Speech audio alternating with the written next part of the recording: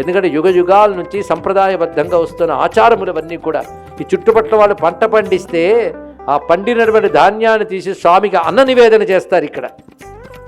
అంటే రాజన్న మనల్ని ఏలుతున్నాడు కనుకనే మన రాజనాలు పండించగలుగుతున్నాం భూమి నుండి అని భావించేటువంటి సంప్రదాయం ఇక్కడ ఎన్నాళ్ళ నుంచి ఉన్నదో ఇక్కడ గమనించండి. ఇక్కడ అందుకే వృషభాలు ఇవ్వండి స్వామివారికి, కానీ ధర్మాన్ని ఆచరించి శివార్పణం చేయండి, అది ప్రధానమైనటువంటి అంశం.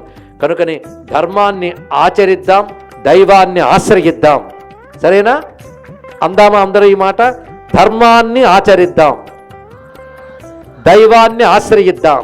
అది నినాదం మనం చేసుకోవాలి. స్వామి యొక్క కారుణ్యాన్ని స్మరించుకోవాలి. విషాన్ని నిగ్రహించి నీలకంఠుడయ్యాడు.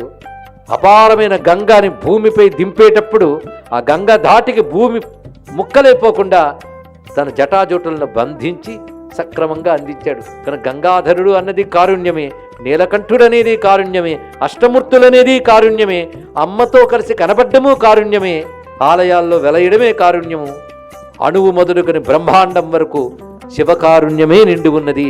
ఆ శివకారుణ్యానికి నమస్కారం చేస్తూ అందరికీ రాజరాజేశ్వరి స్వామి యొక్క కృప లభించాలి.